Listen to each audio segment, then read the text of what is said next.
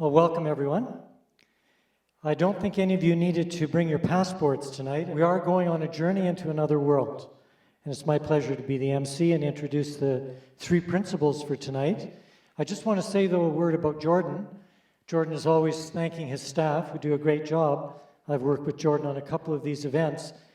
It's inconceivable, the amount of work that goes on behind the scenes. It's kind of like the way ducks are. On the surface, they seem calm. Underneath, the feet are pedaling like crazy. And so I'd like us all just to really thank Jordan for these events.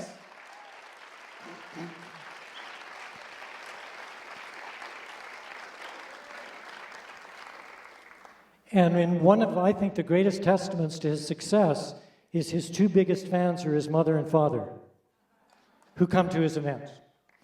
So it takes two to do pretty much anything. And Jordan has a partner, our moderator for tonight, Lori Lorenz. I've known Lori for a couple of years. Lori is one of these amazing people who, the more you know her, the more you uncover the many layers of expertise and brilliance. Lori has a master's degree in clinical psychology, and she works with survivors of severe trauma and abuse. She's had a lifelong interest in spiritual matters, biology, physics, and the unexplainable. And I don't think that I could imagine a better moderator for tonight's dialogue with these two amazing beings. So please help me welcome Lori Lorenz.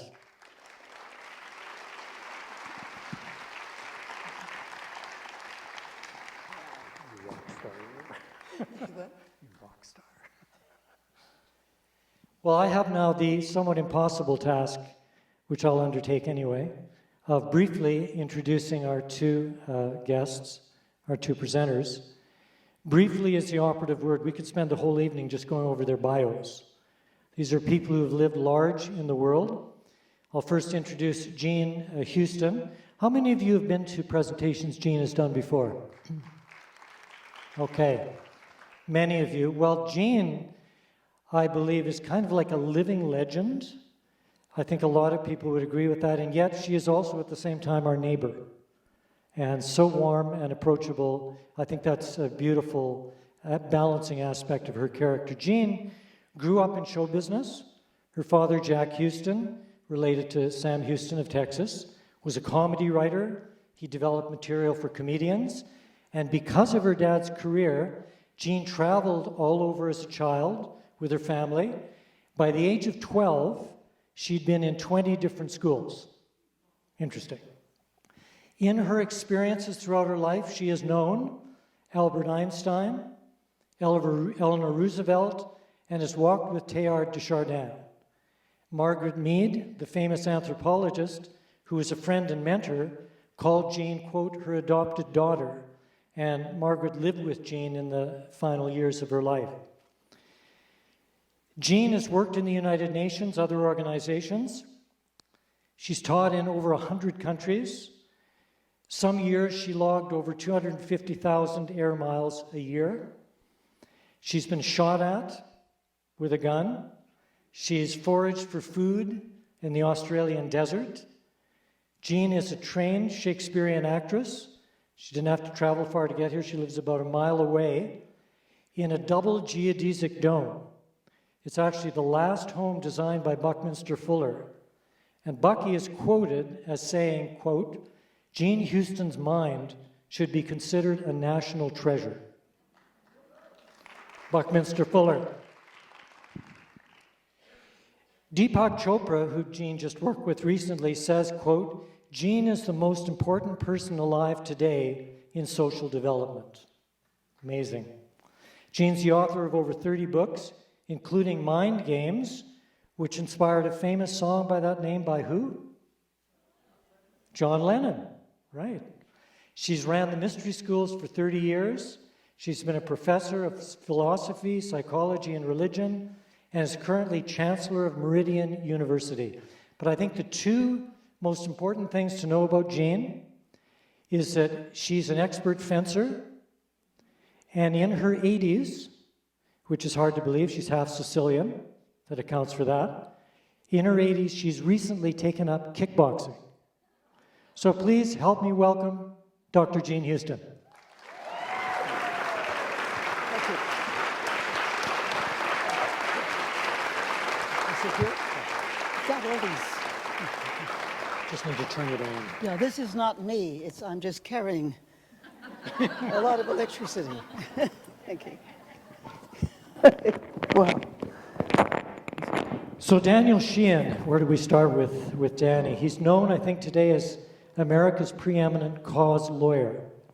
If any of you have seen The Post, that film, Danny was portrayed in there as one of the lead attorneys for Daniel Ellsberg, the man who leaked the Pentagon Papers to the New York Times.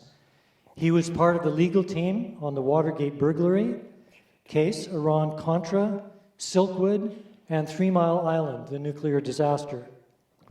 He was chief trial counsel for the American Sanctuaries Movement, which is what led several states, including Oregon, to declare themselves sanctuary states. Standing Rock, you've heard of Standing Rock? They struggled to prevent the oil pipeline crossing through North Dakota sacred lands. Guess who's there defending the protesters?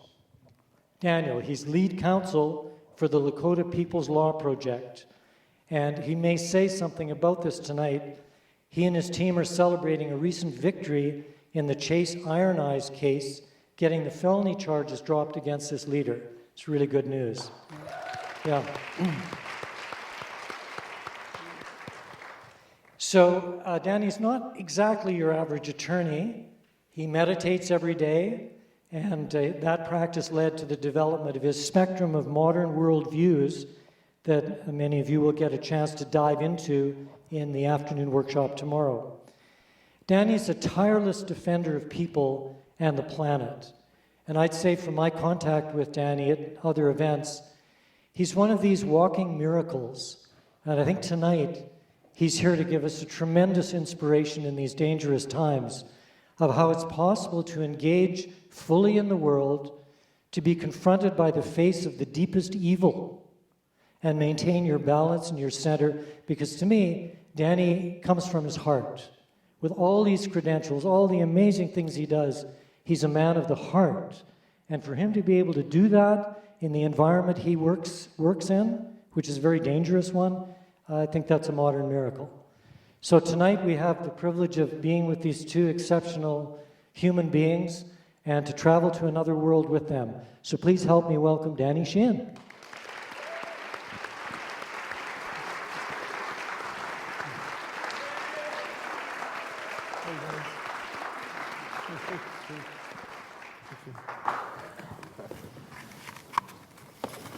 So thank you all for being here tonight. This is such a special opportunity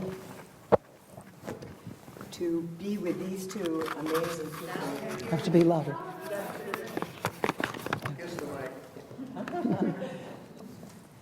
Okay, they turned it up. Good. There we go.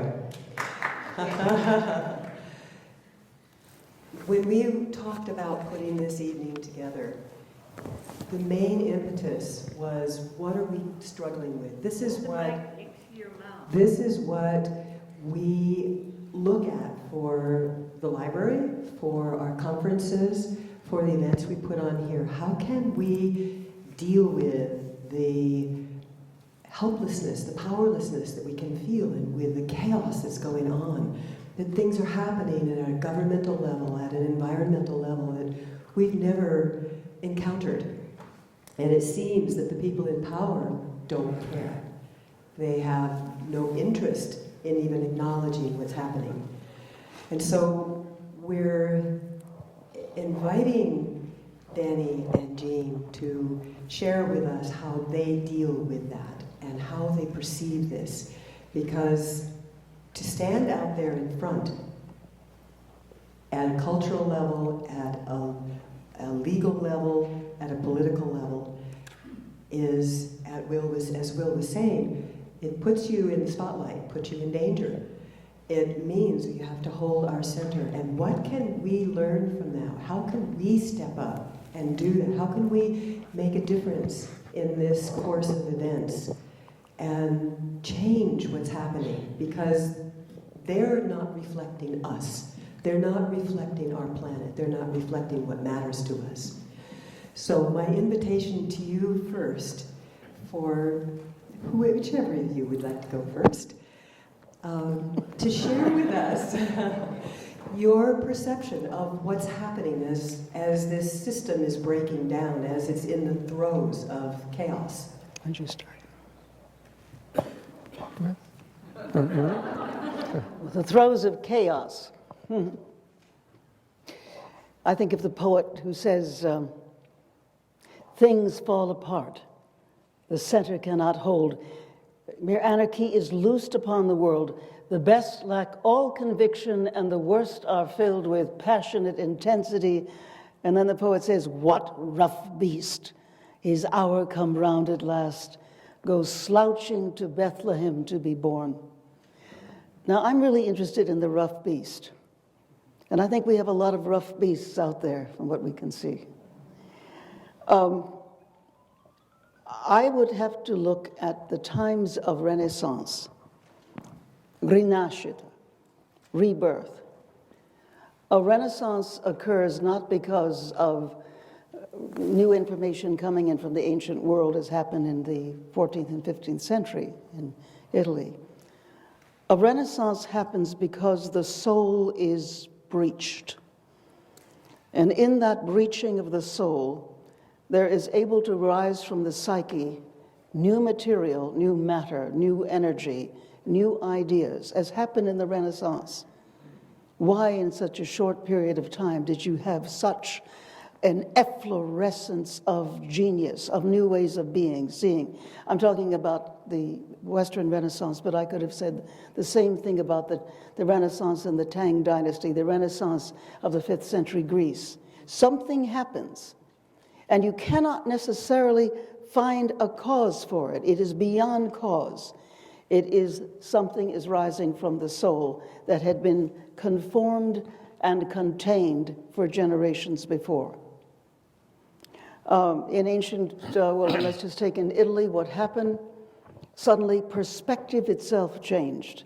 Leonardo wrote a monograph on perspective and how to actually be able to look in perspective and to go around things and through them. And from that came an avalanche of invention and, of course, machines.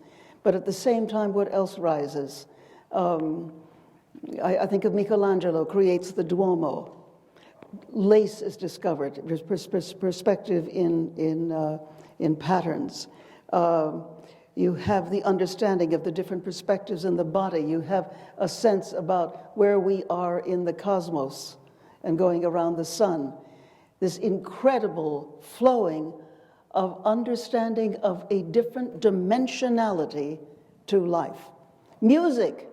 I mean, before music sounded like, well, at its best, da da da da da da da da da da, and then you get polyphony.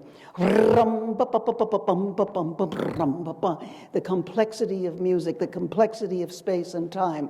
Time itself becomes accelerated. And everything shifts. Rinascita, but the soul is breached. And I'm going to suggest to you that one of the things that's happening today is the similar breaching in such a way that factors unique in human history are arising. Different dimensions of reality are being discovered. To me, the most exciting is quantum physics, wherein we discover that we don't just live in the universe, but the universe lives in us. Now, this is an evolution in human possibility. I mean, a lot of my work has been given the understanding of quantum physics. This means that our soul is breached and now can include the whole universe as ourselves. This has never, it's not this hasn't been, you find this in the Rig Veda. You find this sensibility in the in Kabbalistic, in Rumi, in Christian spiritual mystical literature. So it's always been known, but now it's kosher because it's scientific. But the thing is, what I find around the world is a rinashata, a kind of rebirth, a presencing that in my lifetime, and I'm 81 years old, it is unique in my experience. And I find it in all my travels, working with the UN and other international agencies. I find it all over the world. There's a sense that something has risen. How many of you feel that in the last years? I'm just curious. Yeah, no, I really want to see. Yeah. And it is, we are not in ordinary times. Now, these renaissances tend to be preceded by enormous disruption of the status quo. And a lot of proto-fascist crazies rising, and people giving a kind of cultic reverence to them because they are the last stand of the holding on of the old order. And you find that when an old order dies, it's like the sun going down, and it gives off all kinds of blaring colors before it goes below. We're in the blaring color stage. What is unique? A new patterning of human beings. I think we are in the time of, what should we call it? Upgrading the human being. Regeneration time. Recreation time. Part of that is brought on by the most important event of the last 5,000 years, which is the rising of women to full partnership with men in the whole domain of human affairs. This changes everything. Everything is changed. And people say, oh, it's just happened. No, it hasn't. It's been going on, for a very long time now. I find it in my work all over the world, but what is not actually looked at is that often, and whether it's an indigenous society or something that is closer to home, you find that it is women of a certain age who tend to be leading the way. Postmenopausal zest is no mere metaphor. And they're calling the conferences and they're putting out the programs and they have the gift of the follow-through. Because with women, the emphasis is on process rather than product, on making things cohere, to develop and grow. The very fact that you have so many women running for office is a very big piece. And this is not just true in the United States, it's happening all over. So that's one, the repatterning of human nature. We are tapping into depths of ourselves. The soul has been breached. We are deeply wounded, and thus we are in a state of our evolutionary emergence. And whether you call it one thing or the other, this is what I see happening literally all over the world. So that's one thing, the repatterning of human nature. Then you have the regenesis of human societies, breaking down everywhere. Whole system transition arising with a great thundering clout of the unexpected and the inexplicable happening in our midst every day. And one day is crazier than the next. You know something huge is trying to happen. Again, part of this is the rising of women, but it is also something else that's very strange. I call it social artistry. Social artistry is human development in the light of social change, where the social artist is trained deeply, just like Plato in the Republic said that the philosopher king had to be trained in these different modalities of knowing and seeing and being, and in such a way that they are allowed to open up the reservoir of the generosity of treasures that lie within us, which you really couldn't do. But at the same time, you have radical containment and the interaction with machines seemingly taking priority. That's the front story.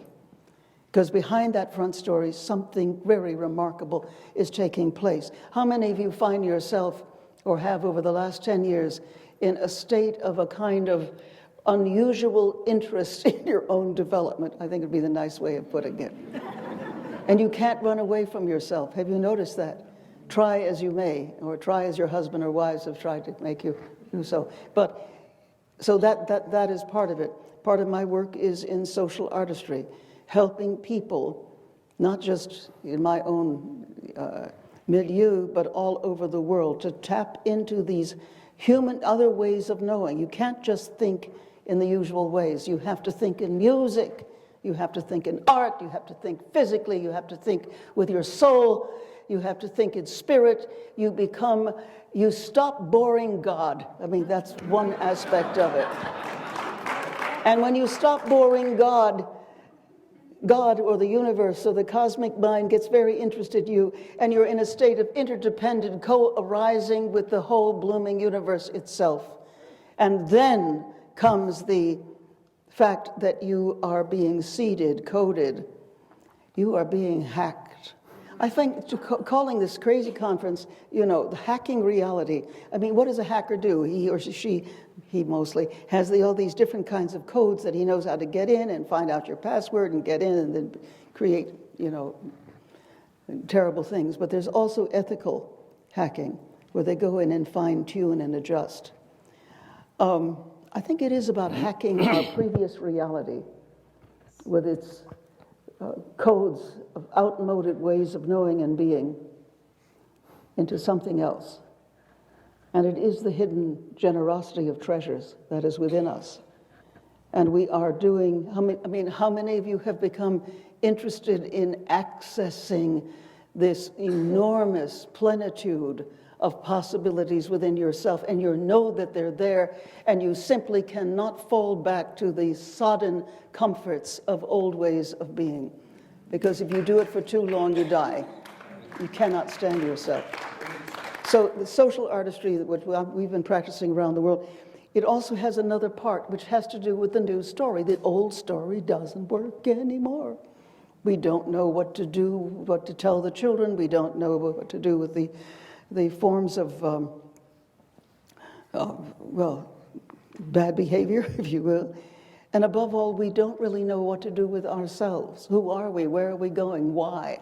Those great questions rising up again. What is the basis of the new story? And the new story is that we have joined with the universe at an evolutionary, revolutionary time in which we are being asked to stretch the dream, redeem the time, redeem the unread vision of the higher dream. And that higher dream is haunting us. How many of you are haunted by that higher dream? Even though you may not have the fondest idea what it is, but by God, it comes at you. So there is certainly that. And then there's the crossing of the membrane, the breakdown of the membrane between peoples, between people who used to live thousands of miles and thousands of years away, suddenly meeting each other in a ferocious kind of meeting. And yet, at the same time, it is the required diversity that will sustain the planet. The rise of women, the coming of the diversity, that we are being shifted into a sea change of something rich and strange. So it's the breakdown of the membrane. It is also the rising of the spirit of the earth and the cosmos. Again, this is what quantum physics is certainly bringing about. And also the earth says, work with me, folks, work with me, or you are out of here. By the end of the century, it is proposed that it's thought that 100 million of us will be left. So, we're living in the great either-or of history, isn't it? Either we grow or we die. Either we evolve or we perish. What a time to be alive. I mean, how many of you wonder, why did I end up in the 20th century? Why? I mean, was it because in the other realm we were raising our hands to go to the bathroom when they gave out the assignments, for the 20th and 21st century? But however it is, we are here now. And most of us have that fluttering, what is the French word? Frisson, that arises and says, yes, you are part of the great change. I know that my friend Danny here had produced extraordinary charts about the nature of this dynamic. The religions, all of our major religions were founded in societies radically different from ours. That doesn't mean that they did not have eternal principles, but the religiosity and the structure of it doesn't seem to fit us anymore in the same way. We probably are moving toward a time of interspirituality. It's not that we're getting less spiritual, I think we are getting more so. But we don't know what form it will take. The rise of archetypes in our time, of myth, I mean, you're all missing links because you're part of the rising of the great story. And above all, you're part of spirit entering into time. Some of you know that between my 14th and 17th year, I used to walk with an old man in the park who I called Mr. Teilhard. And he turned out to be Teilhard de Chardin, who lived across the street from me. And he said, "Ah, Jean, the people of your time, you will be taking the tiller of the world, but you cannot go directement. You must touch every culture, every people. And it is only then that you become part of the noosphere, the great field of mind and spirit. And it is the omega." The last lines he said to me, the words, and that would have been around April 8th, 2010. He died on April 10th. He said, "Omega, omega, omega," by which he means not so much the last things, but the deep things of God, of the universe, of consciousness itself, that is serving as the lure of becoming, calling us to the full, magnificent truth of our humanity and our responsibility for this world and time.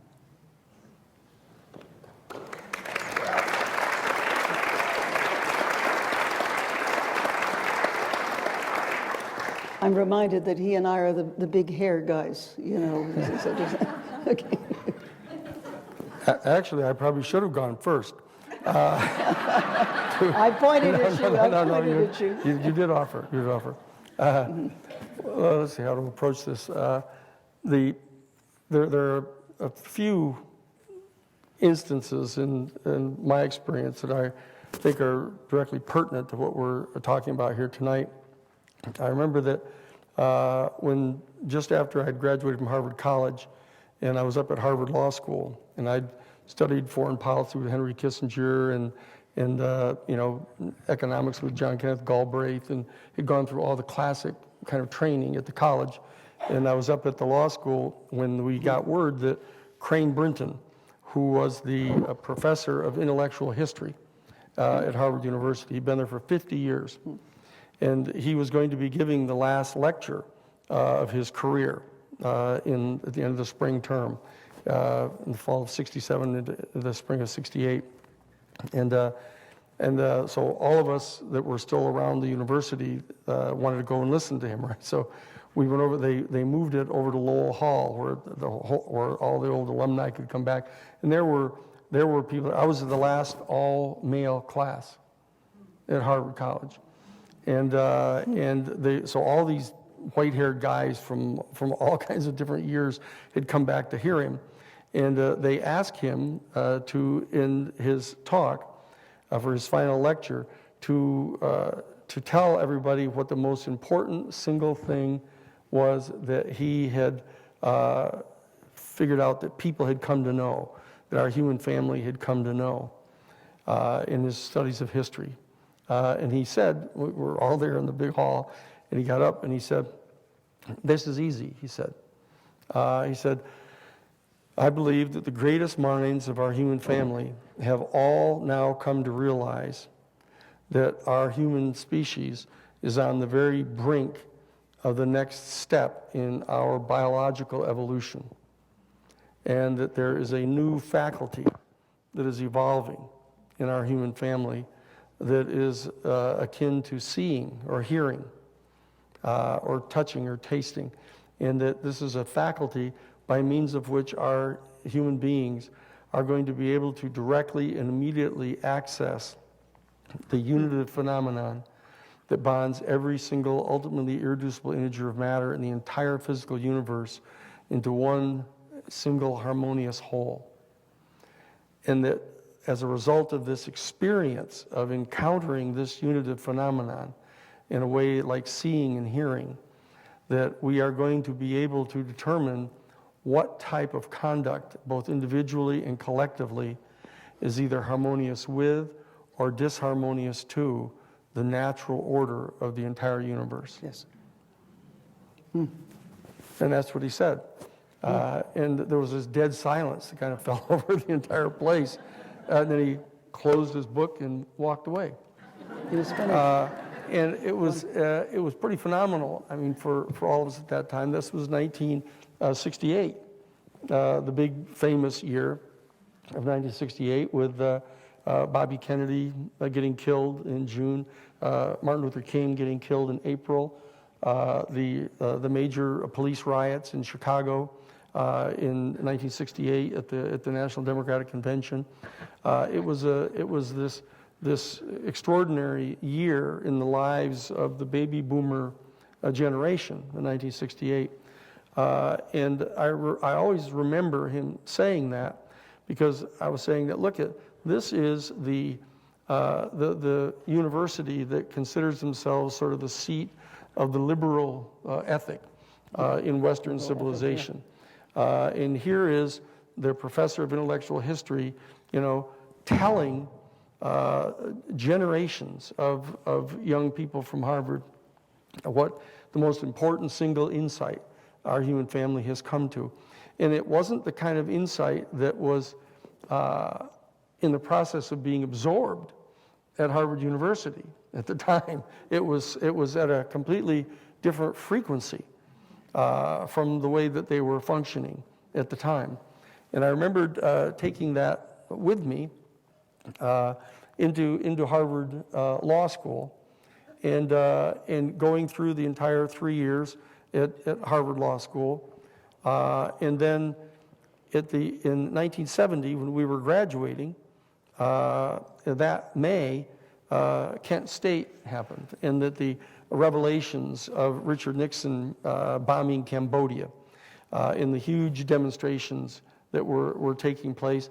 And there was this massive demonstration that was getting set to take place down in Washington, D.C., with Richard Nixon in the presidency, and this huge march was going to be taking place.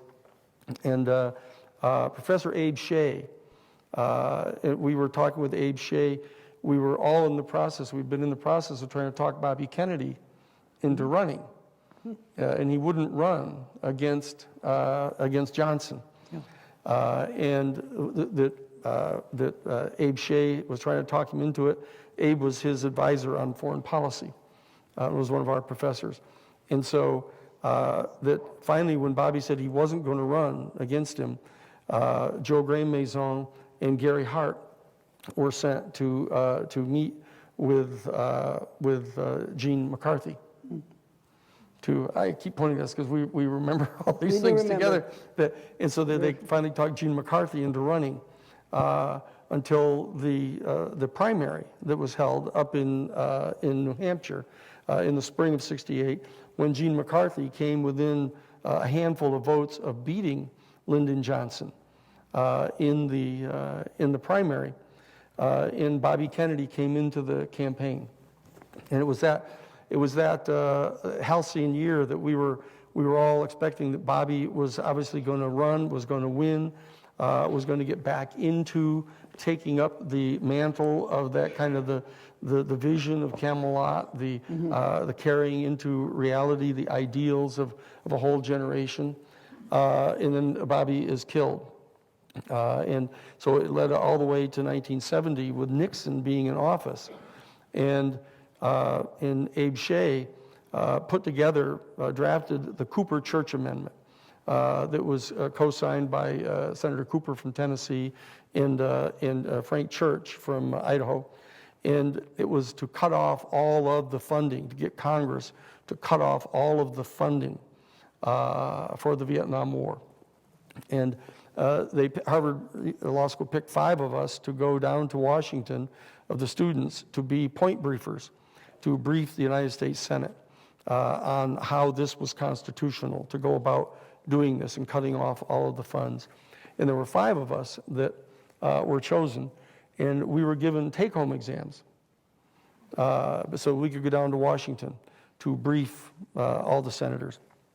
And one of the other 5 guys, Joe Durham, who was one of my classmates, and I, we went, when we got back from Washington, we went to take our finals together, and we went up to a place called Magic Mountain in Vermont. And it was springtime, it was May 31st of 1970. And we were there at this great big mansion of some people that he knew. And I was sitting out in the kitchen with one of those Selectrics, you know, with a little ball on it. They go click, click, click, click. And I was taking my last final exam at Harvard Law School. And I was typing away on it. It was a criminal law exam, an advanced criminal law exam. I was typing away on it. And Esther, who was his fiancée, came out into the kitchen. And she said, Danny, would you like some tea? And I said, no, I don't do tea. You know, it's caffeine and all that stuff. And she said, no, this is herbal tea, she said. And so I said, okay. So she gave me the tea, and I'm sitting there drinking the tea and taking my final exam. And I get about 3/4 of the way through, and she comes back and she says, would you like some more tea? And I said, yeah, that was nice tea. So she comes and brings me more of the tea. And as I was going along, the exam was getting easier and easier and easier, because I was kind of getting into kind of a more profound place. And I realized that by this time I'd become quite expert at constitutional law, and I realized that all I had to do was figure out a constitutional grounds on which to strike the key evidence in a criminal case, and you strike that evidence and you'd win the case because the evidence couldn't come in. So I get all done with the exam, and I push the typewriter away. And I was all done with Harvard College. I was all done with Harvard Law School. I had gotten, you know, a bid to go to the #1 litigation law firm in the whole world down on Wall Street. And so I pushed it away, and I was kind of relaxing into the moment. And I looked up, and I saw this beam of light, sunlight, coming through the kitchen and into the kitchen with these butcher board tables and these copper pots and reflecting off the walls. And I looked up into the sunbeam, and I saw these dust motes floating in the sunbeam. And I instantly fell out of time. And I was sitting back on the floor in Gansevoort, where I grew up as a little kid for the first 5 years. And I was sitting on the floor watching the sunbeam coming through the window. And I was watching these dust motes floating in it. And I remembered being struck by how much they looked like stars when one sat out beneath the sky and looked at the stars at night. And then I instantly fell right back to being sitting in the kitchen in Magic Mountain, Vermont. And that wasn't quite as remarkable as the realization that I had at that second that the same exact being that experienced the first observation was exactly the same. And after all of the education at Harvard College and Harvard Law School, all that stuff, there was a core consciousness, a clear perspective on reality that was exactly the same. Mm-hmm. And I remembered what Crane Brinton had said. And of course, and then Esther came out and said, Sheehan, you are such a wonk. She said, we just laid 2 of the biggest hits of LSD on you that we've ever seen, and you just sat there and finished your Harvard Law School exam. We don't believe this. But that was a very important moment for me, because I never would have done that in 1,000 years, because I was a big jock and, you know, big wonk, and she was right.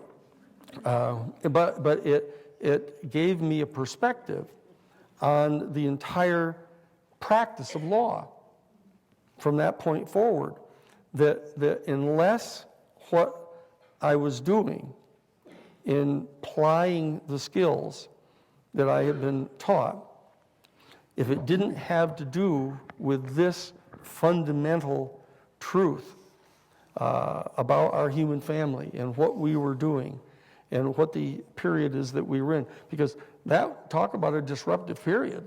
Sure. 1968, with the assassination of Martin Luther King, the assassination of Bobby, we'd already experienced the assassination of John in '63 in our freshman year. This was extraordinarily disruptive, and so that it's important that I say that, that when we're trying to look at the the state of disruption and disequilibrium that we're experiencing right now. It reminds me of the old Irish aphorism. You know, the Irish refer to Ireland as the old sod. The old sod. The old sod. And there's the old Irish aphorism is, well, the old sod isn't what it used to be, but then it never was. Can I just ask you? Yeah. You probably know that I did the government research on LSD, Yes, I do. and I had 300 research subjects, and I never heard a story like this, because except what LSD, at least the real stuff, what it did was an amplification and a magnification of your own inner process. Sure. But this tells me an enormous amount about you, that you're able to take the Harvard Law exam, and that was your magnified process. Right. Utterly unknown in any of the history of LSD, I assure you. Yeah. It's context. Remember, Yeah. it's context. And so what we did is that, so I said to Esther, when I said, that may explain this really interesting experience that I was just having. And I said, so what do we do? Do we do music? Do we, eat good food? What do we do? She said, no, we take off all of our clothes and we go outdoors. So all of us, stripped down naked, we ran out in Magic Mountain, Vermont on May 31st at the high noon. And it was a beautiful, fantastically wonderful day. And I ran out into the field through this big, huge green grass. And I went up and I lay down on this big boulder. And I was lying on the boulder and watching the clouds rolling over. And I suddenly realized that it wasn't the clouds rolling over, it was us rolling under. That the whole earth was turning under the clouds. And I was. That's LSD. That's right. That's right. And I was saying, I said, this is a really interesting perspective.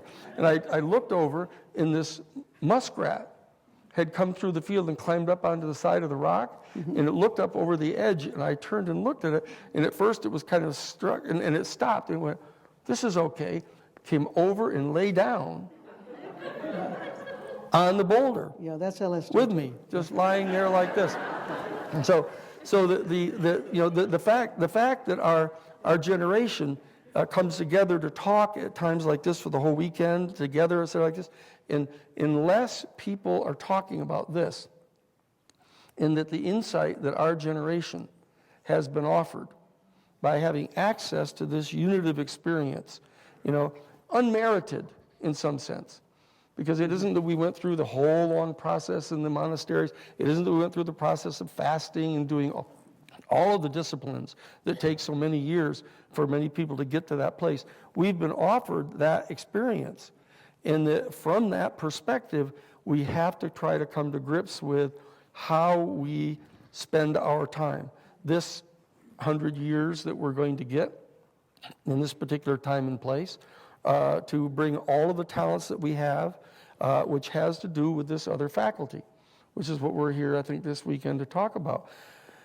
How does this faculty, this access to the unitive experience, the knowledge that from a certain perspective you can discern the balance that's in the universe, the natural order of being in the universe, and work together to try to bring our communities together to function in harmony with the natural order of things.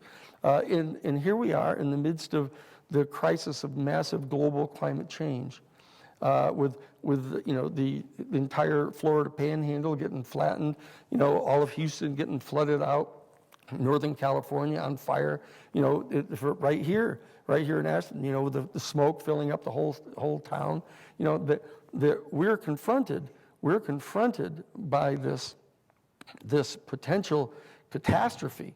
I mean, it's hard to overstate it. This catastrophe that is in the offing right now. It's very hard for people to gather really what it's like, because it's so beautiful out and it seems okay, even there's a lot of fires and tornadoes and stuff. This is the International Governmental Panel on Climate Change just came out Monday, saying that by 2030, that this is the tipping point. And if we haven't radically changed the global greenhouse gas emissions and radically changed the economic order of our society, that we're going to be experiencing one of the greatest catastrophes in the history of our entire human species. Okay? And it's that kind of seriousness that we have to come together this weekend to try to address. How do we bring this knowledge, bring this esoteric knowledge of our human family that has come to discern this essential truth, and bring it to bear on opening up the conversation that we have to be able to have with people of all worldviews? You know, there are people who are psychotic and who are completely, they're malfunctioning in some really serious way. Lots of discussions about that, about Trump. But the reality is that Donald Trump represents a coming to kind of full revelation of certain very essential elements in our culture. And it's not entirely coincidental that a shockingly high percentage of people in the country are willing to tolerate his activity in order to get the kind of changes they want, they think. So we need to come together this weekend to talk about this. I think it is true that Gene, people know that you have spent a lifetime studying these phenomena, the issue of consciousness, the issue of social engagement. I've spent my 50 years working at the kind of the cutting edge of a lot of these cases, from the Pentagon Papers to the Watergate burglary to Karen Silkwood case. We stopped the construction of all private nuclear power plants in the entire United States. We cut off the funding to the Contras. We've done that, but that is all just a prelude. All of the work that we've done up to this time for both of us is a prelude to what it is that we have to do now.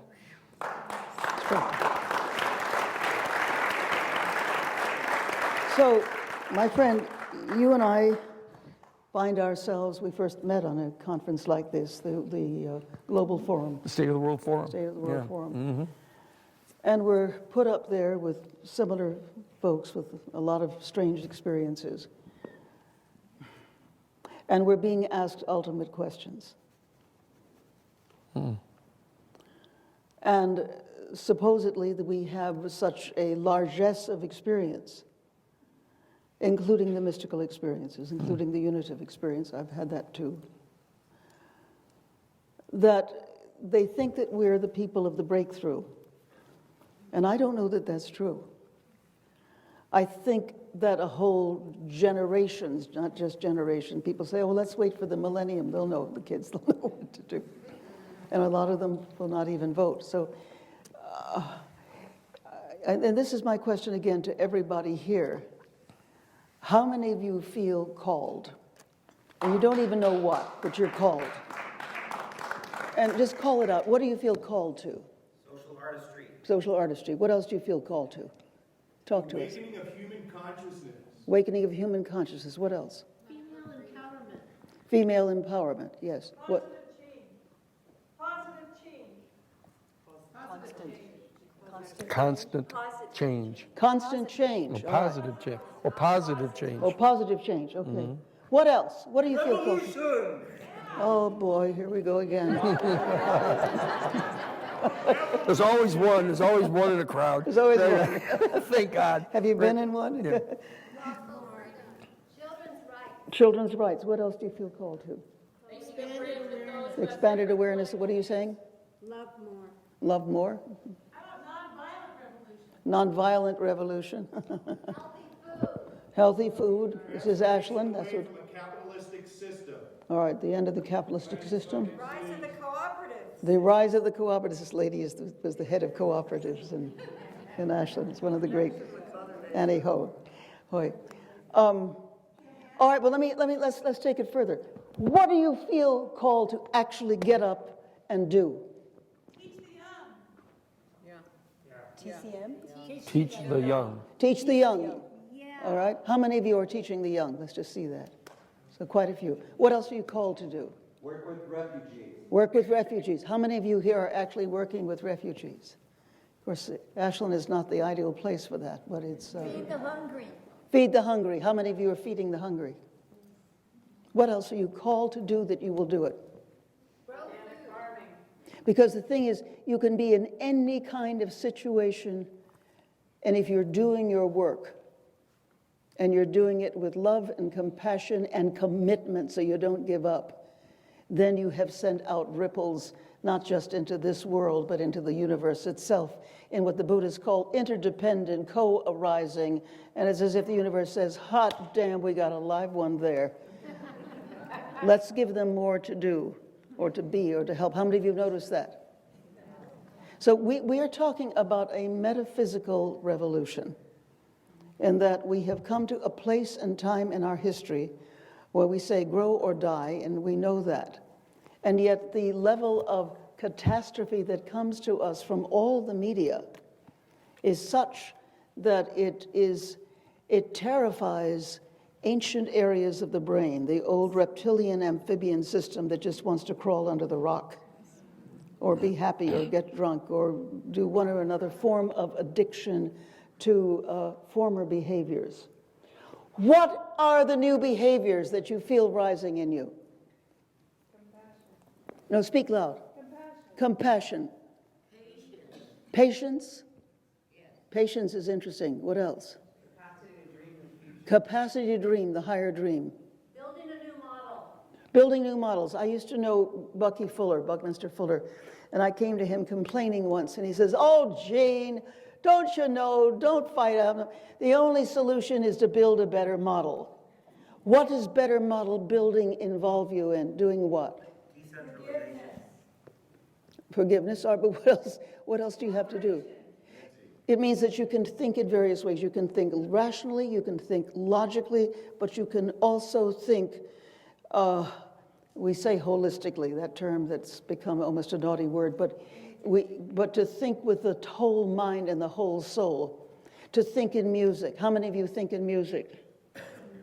How many of you think in words? How many of you think with your whole body? You're kinesthetic. How many of you think in food? No, there's great tasters.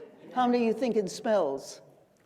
How many of you are aware of a whole body mind engagement in your thought process? Because you have many, many brains, you know that. You have many, many, many minds. You are you're like Shakespeare, you're myriad-minded beings. And yet we operate out of such a narrow screens. That's part of the thing. Use more of yourself to apply to any issue that you have, and that will give you the energy and the momentum, for God's sakes, to get on with it. And not to fall back in. It's not so much apathy, it's worse than apathy. Here's a new word, I just invented it. Plepathy. You have so much to do, you don't do a thing, you know. Plepathy. No, you are the people of the Great Turning. And it's a huge responsibility. That's why I talked about that before. So this whole question of, it's one thing to say words, but then to put, as you said, and you're going to do, put boots on it. What got you booted? What got you booted? And walking the great walk. Well, it's interesting that this weird thing happened, that when Bobby got killed, when Bobby got shot, that June 5th of '68, we were the first year law students at Harvard were getting set to take our first final exam. And I just happened to turn on the television that morning on the way over to take the exam and saw the announcement that had happened. I went over to the law school and told acting Dean Bruce, Dean Griswold had just made the solicitor, and so he wasn't there. So I talked to Dean Bruce, and we went and talked to the students to see whether or not they wanted to take their exams now or wait until we knew whether Bobby was going to live or not. And they canceled all the exams, canceled all the Harvard Law School exams. And so I ended up staying there that summer. I was working as the chief research assistant for Professor Jerome Cohen, who's the head of the International Law Department. And I was sitting there translating his book, on Chinese law, and working on editing his book on the illegality of the war in Vietnam. And I was reading in the newspapers on the front page of the Boston Globe over in Nigeria that the Biafran province was attempting to secede from Nigeria, and the Nigerian military had surrounded them and were starving them out. And I was just stunned at this, and they had all the pictures on the front page of the little babies with flies on their eyes and all that. And I said, this is outrageous. I said, we're sitting here at the center of power, one of the centers of power in the world. We need to do something about this. So I went in to see Professor Katz, who had been my torts professor, who was also the president of the International Association of Jurists. And I said, look, we have all of these Watts lines they had at that time, these phones where you can call anywhere in the world for no cost. So I said, look, if we can figure out something to do to help this thing in Biafra, would you be willing to participate? And he kind of smiled at me as, this naive first-year law student. And so I said, okay. I said, my Uncle Jim, who was the civil defense director up in Warren County, New York, where I grew up, used to tell me that they'd throw out the food in the civil defense shelters every 6 months. And they had to ship it all to Kansas City to have it all disposed of, so they know that no one was being corrupt, and so they destroy the food. So I said, I'm going to call up Uncle Jim, and I'm going to see if I can get him to tell me when the next time is they're supposed to get rid of all the food. So I called him up, and it was going to be in a matter of a week from then. They were going to do this transfer. So I went back and talked to Katz, Professor Katz. I said, Professor Katz, they're getting set to take all the food out of all the civil defense installations all around the United States and destroy it in Kansas City. Can't we stop and get that food from all over the United States if they're going to ship it to Kansas City so that we can bring it to the people in Biafra? And he said, I'll call Ken Galbraith. I'll call Ken Galbraith and get him to call Teddy, he said. And he did. So he called Teddy Kennedy. And Teddy Kennedy got them to hold all the food for us in Kansas City. And so I said, okay, food, airplanes. We need airplanes. I'll call the airport. So I did. I called Logan Airport, and I got on the phone, and I said, this is Dan Sheehan. I'm at Harvard Law School. I'm a professor. I was waving my school tie into the phone and doing everything I could do. And I say, look, we need to get some airplanes to move this food over to Biafra. And he said, this is the craziest phone call I've ever received. He said, you just called the airport because you want airplanes? And I said, yes, I'm just telling you, I'm trying to get something done here. And he said, well, I know this crazy guy, Freddie Laker. Freddie Laker just started Laker Airlines over in England. He's a crazy guy. Maybe he'd do something like this. And I said, do you have his number? He said, no. He said, but you can call him. So I got on the Watts line, and I chased all around. I called Laker Airlines over in England, and they said, coincidentally, Freddie Laker is on his way to the United States right now because they've got 7 big DC-7s that they're going to mothball, and he's having them all flown to Kansas City. It's a true story.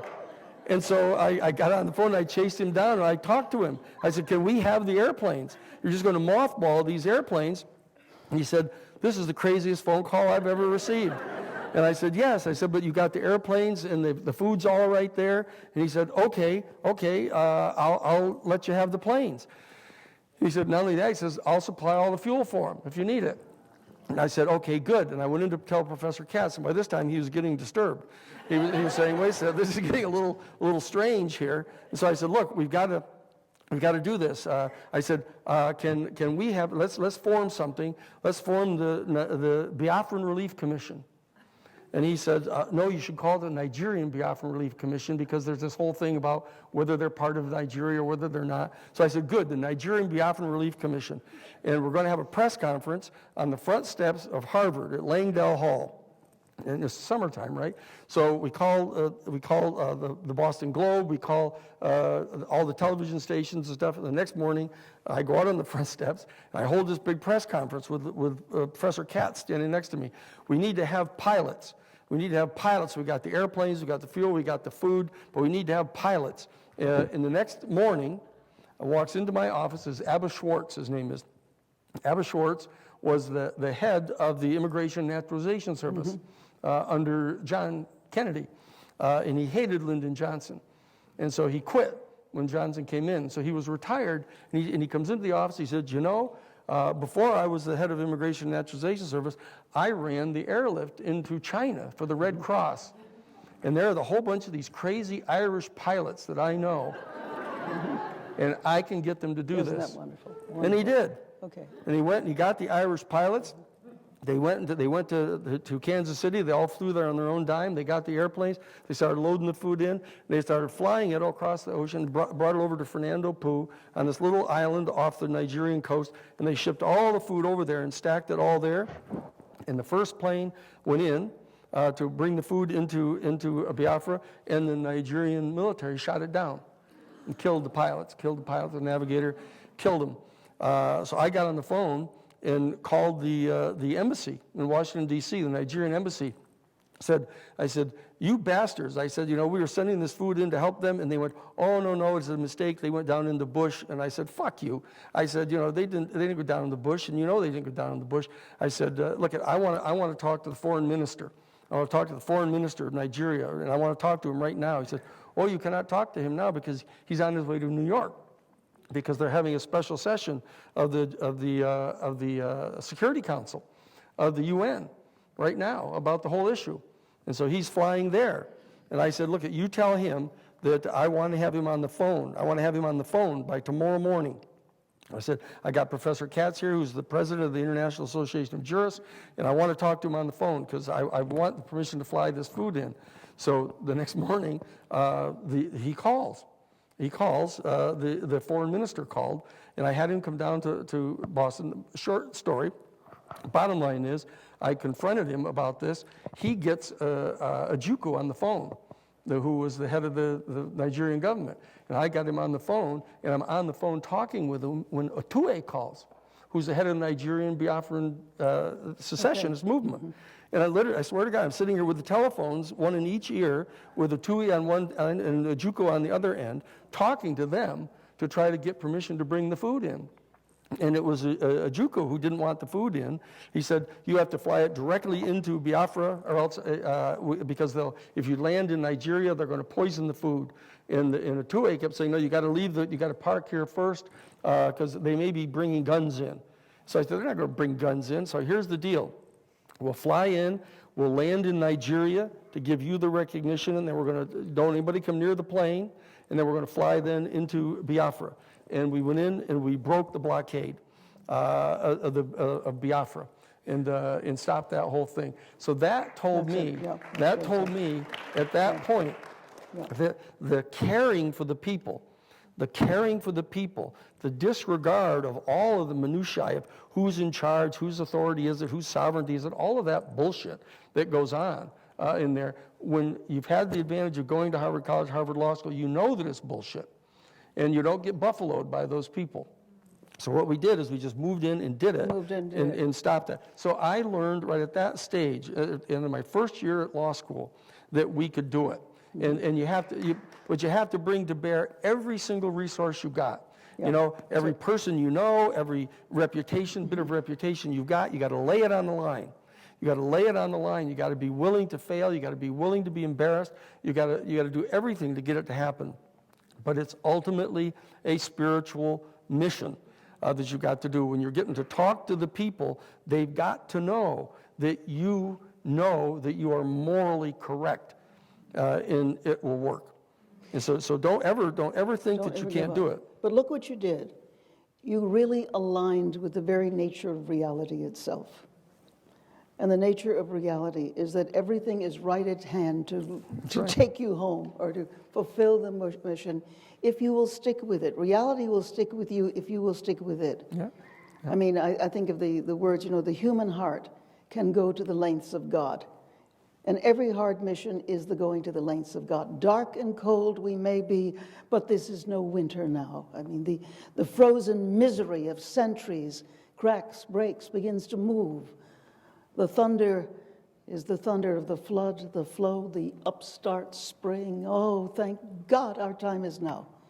when wrong comes up to meet us everywhere, never to leave us till we take the longest stride of soul folk ever took. Affairs are now soul-sized. The enterprise is exploration into God. What are you making for? It takes so many thousand years to wake, but will you wake for pity's sake? And we're in that time of the many thousand years to wake, and we're waking up. What I know a good deal about your life, and I know that these kinds of stories that you just heard, and I was hoping you would tell one like that, is that it's really one after another after another. And even though you nearly fail, you really never really do. Because you live, now some people say, oh, it's a magical existence. Oh, it's, you know, it's... But I've known enough people who have had luck. But their luck is not necessarily of the order that you're speaking, where it is a transformative action that involves many, many people and radical synchronicities at every point. That's right. Which shows that the universe is all intertwined, isn't it? I mean, everything is related to everything else. So for these folks here, what does it take to rise beyond what one thinks of, and there's no such thing really, but one's little local self, entrained in a very limited sense of one's reality, thrown pell-mell into the biggest change of human history to really rise to this kind of level? I mean, what you had and what people like you have is imagination. Okay, so that doesn't work. What was going to work? What's going to work? What's going to work? Oh, that'll work. That'll work. Pick them up. Yes. Are you there? No. Well, you have to be. You know, hold on. Whoop. Boom. You know. And reality is interrelated and will work with you. But it does take that conviction, which in your case was also a spiritual conviction, coming as you are out of your Jesuitical Catholicism, you know, believe it or not. This is what a really great Jesuit looks like. But it's also you never give up, even though it leads you into the wildest dreams. But then your life moves. It's what's happened with your life. Your life moved into myth at that moment, and you're living out the mythic hero's journey. Only it's much more interesting because you're not some suffering 16-year-old with not too much on their mind, as most heroes were. I mean, you really were fully alive and deeply committed. Fully alive and deeply committed. So that's why a lot of my work has to do with making people come alive. What is the guy said, you know, you have to come alive. Find what really excites you and go for it. Because then you come alive, and what the world needs is people who have come alive.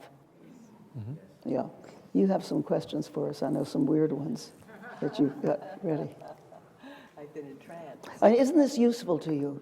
I'm giving you ideas and stuff to really work with. So a thread I hear running through this, and that Speak louder.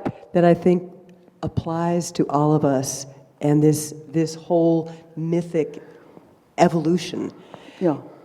is this relationship and shifting of the masculine and the feminine. And there's a piece of this that there's the Me Too movement. There's a speaking out of women. It has, as you spoke earlier, it has something bigger going on with it. And I'm listening, as I listen to you, Danny, too. It is this blending that is the masculine and the feminine. We both work heart and action. And I would invite you to tweeze that apart, to look at what applies at a personal level for all of us now to be aware of. All right, well, let's start with you. What are you aware of in the fine-tuning that is happening in your nature now? In my own? Yeah. Oh. You came up with a question. People who come up with a question generally have a hidden answer that they don't even know they have. Yes. To me, it is there has been a definition of masculine and feminine that is erroneous. It is one that has served an agenda in the past, one of power, and an issue, a part of my life has been to come up through that definition and discover the power of the feminine, that it is not the wussy or the subservient piece that definition that in the milieu that I grew up in, we are in similar genre, and the awakening of that and what the quality of the feminine power is in its heart. And I love when I see clean masculine, real beautiful masculine, and the feminine that has a force. It has my work has been, I work in the background more in psychology with abuse, with trauma, in the back roads of where evil moves and isn't spoken of in our culture. And to see what is the power that arises through that of love, of compassion, that is fierce. It does the kinds of things that you did with Biafra. Yeah. And it is feminine. It has its own unique quality. So I asked that question because, yes, it does matter to me. And I am seeing it arise in different ways in this world. And it's being redefined. Some of the feminine, is coming out very strident and angry, and that has its place. And there's something deeper that's moving in that. What do you feel the deeper is? It is the inimitable force of love that is not sentimental. It is so much bigger than that. Oh. And it is unquenchable. It is unstoppable. And I feel that coming from the bottom up. And I see that is why we're seeing the flotsam and jetsam of the old paradigm flailing on the surface. That's making the headlines. But it's this that's coming from the bottom up. It's not just feminine, but it has a feminine quality that is rebalancing and healing. And I've had an eye on that. That motivates me. Yeah, it's wonderful. But we're still three white people here. I'm sorry? We're still three white people. May I ask we have a fair number of Native people in this audience. Can I ask one of them to come up? I would love it. Connie Buffalo, would you come up, please? I want this, what we're saying is right and true, and there is another level to it. Talk about the depth. Connie is Anishinaabe. That's those you know them as Chippewa, Ojibwe. And Connie, I'd like you to address this if you would. I think it's very important for our discussion. This male and female dialectic. What is it you ask of me, Jean? The dialectic between male and female, with the rising feminine, and how you see it from your culture. The way we would look at And speak louder, too. The way we would look at it, I think, is in balance.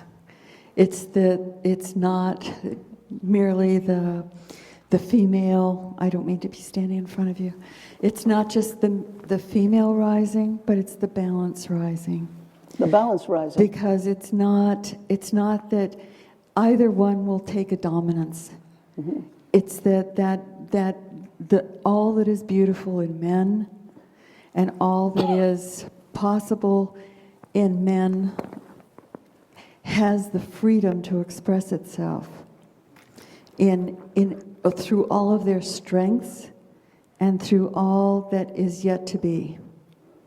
And all that is possible in women, on all their strengths and all their intuitive nature, is expressed without fear of passion, without fear of what their power is, so that we don't step forward as we started Before, in the feminist movement, much of it was then taking on the visage of a man in man suits and man everything. And we have the power, I believe, to step forward in our own authenticity as men and full women, and support each other in that process without apology. Thank you. What do you see as the future of this, then? I'm sorry? What do you see as the future of this balance, maintaining or creating that balance? What is your vision I of that? think of the art of war, Jane. In the art of war, which is a basic training manual in all Japanese business, is that the samurai who were to fight would step into the circle with their swords. But before they raised their swords, they had to look at each other and really understand who their adversary was and who they were in the ring with. And only when they fully understood would they step forward into what it was that they were to accomplish. If not, they would put their swords down and step out of the arena. Oh. And I think that for us is to understand each other and to communicate and to have that deep respect and reverence, not only for what we're to accomplish as two-leggeds, but what we're to accomplish with the whole spectrum of all that we share this planet with, and understand that we're all related.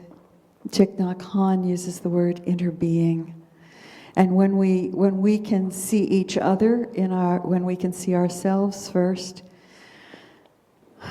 with all of our passions, with all of our foibles, in our native culture, we don't have the Greco tradition of having to be perfect.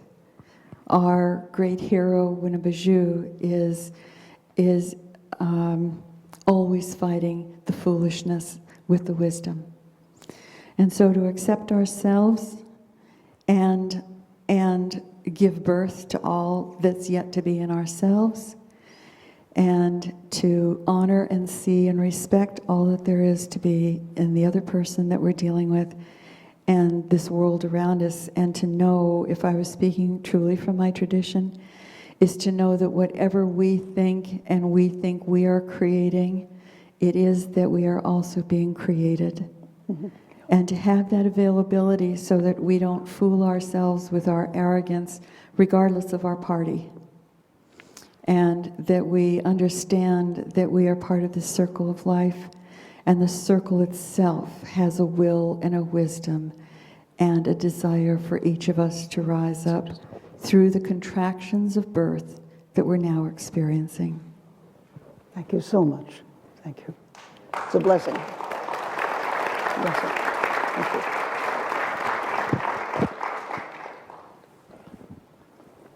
More questions? Pardon? More questions? More questions. More questions.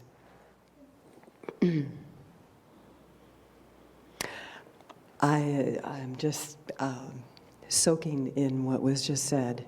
Yes. And I invite you also, for both of you, to share this, your sense of this,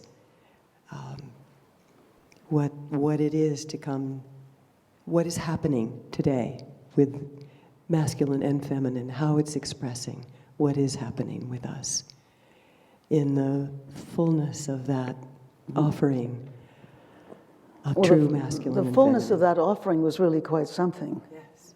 I don't know that one can add or append to it.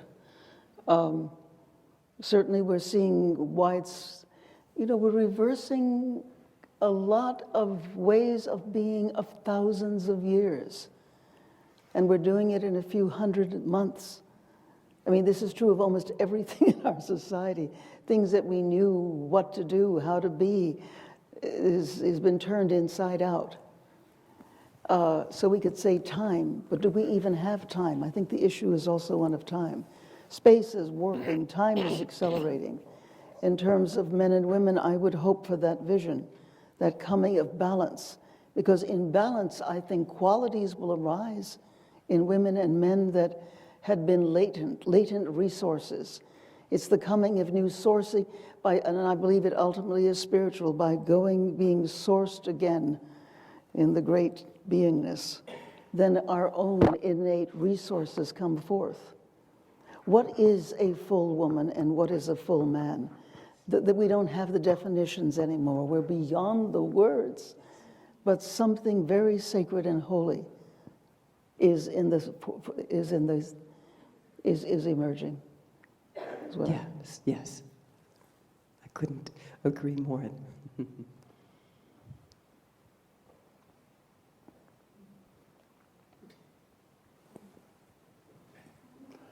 I think that, as you can tell, I tend to think in kind of concrete terms here.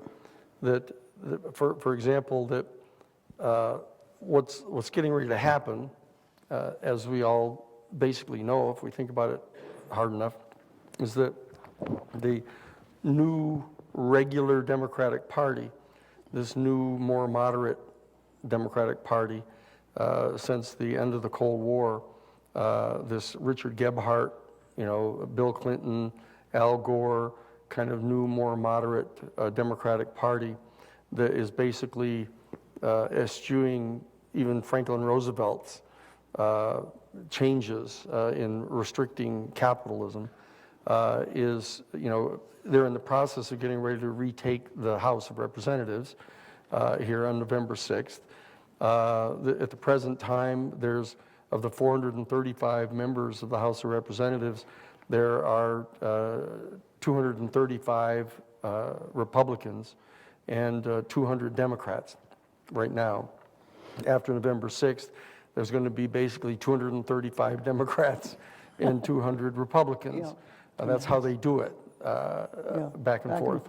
And the fact of the matter is, out of those 235 Democrats, only 80 of them are members of the Progressive Caucus. The Progressive Caucus is made up of the 80 congresswomen and men, mainly from university communities, where people read books and talk and think. And the fact of the matter is that there's only basically about 20 to 30 true liberals, even still in the Democratic Party. That 100 of them out of that group are basically these neoliberal Democratic Leadership Conference, more moderate Democrats. And they're the kind of people, for example, that when they're told by the Intergovernmental Panel on Climate Change of the UN that you have to reduce by 2020, you have to reduce the annual global greenhouse gas emissions below the 1999 level by 70%. That they vote to have them reduced by 33% by 2035. And then they say, see, we've really done something. But what they've done is they've basically licensed the corporations to kill the planet, which shouldn't be surprising since they're financed by the corporations now with the new Supreme Court decisions. So the bottom line is that what's getting ready to happen between November 7th, after the election of 2018, and November 6th of 2020, there's a 2-year period here where what needs to get done is to focus on the 60 congressional districts in the United States where the Democratic Party wins the congressional seat by anywhere from 10 to 40 points every 2 years.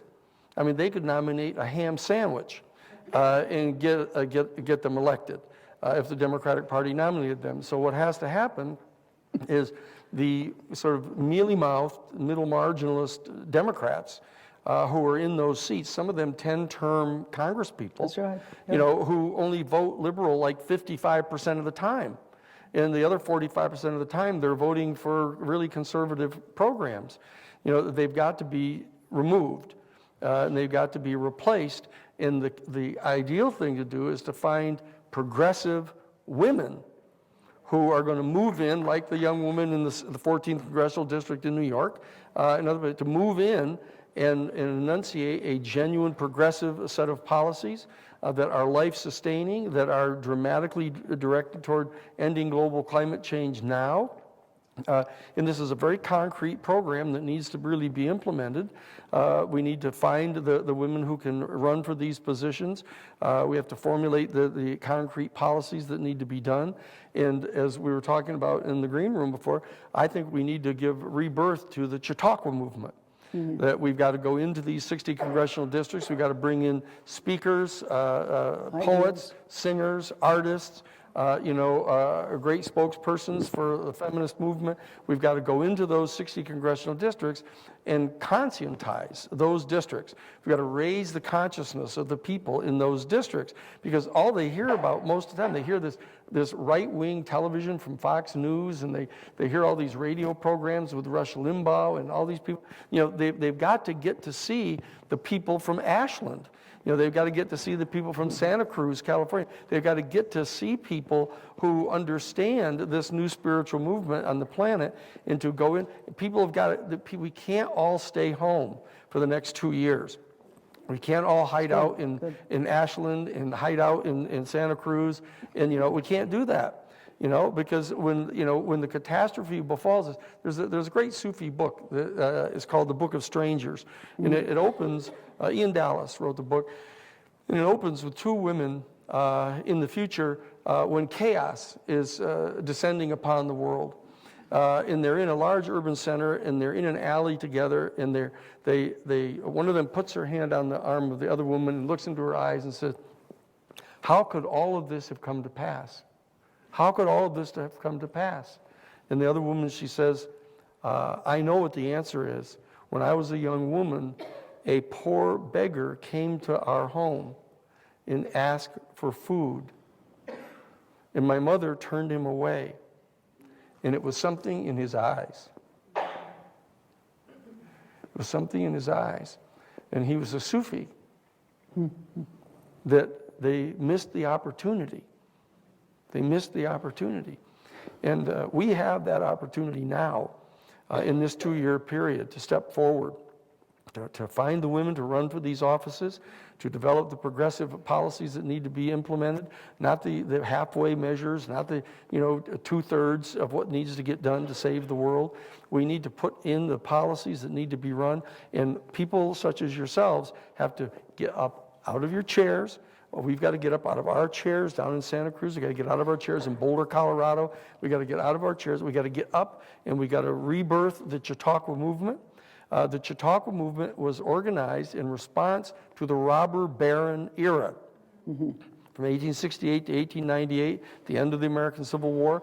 The major corporations, the white males, businessmen, what they did is they created a new vehicle for business, which was the shareholder-owned private profit corporation. And they put their lawyers from the corporations in the banks into the courts. They are now, right now, as we sit here, that McConnell has called the Senate to keep the Senate in session to install brand new federal judges. There's going to be 263 new federal judges appointed by Donald Trump before he gets impeached. Okay, and the Republicans are going to approve them. They're going to go 51-49. And we've got to move. This has got to be translated into the concrete here. But all of these women candidates need to understand the spiritual dimension. That's right. We can't have just raw left-wing tough people go into those positions, because the right wing will retaliate, and they are armed. They are armed. Okay. And this is a dangerous time. May I bring in something that's related to this? First, just a very brief story. I was president of my high school in New York City, Julia Richmond. And when I was 16 years old, Mrs. Roosevelt started to gather we presidents of our general organization in the New York area. And I was there with her 6 or 7 times. And she was far-sighted, and she would talk about things that were going to happen. She came to get us interested in United Nations international work. And one day she turned to me and she said something so important. She said, and this is what she sounded like, "My dear, I rather suspect you're going to have a most interesting career. But remember, my dear, that as a woman, a professional woman, you can expect to be trashed." Now, she didn't use the word trash, and I don't remember what the word was, but it was like that. And then she said, "But remember too, my dear, a woman is just like a tea bag. You put her in hot water, and she just gets stronger, you know." Now, this is very important because a lot of women may just go in fighting, but it's something that is a spiritual and psychological assumption of strength, that all of the hits and the arrows and the things is strengthening. And this really does not come out, that women have to be prepared to be stronger, you know, in such a way, because and to use their life experience, not just to get mad at it, but to become adamantine, to become fierce with this new kind of strength.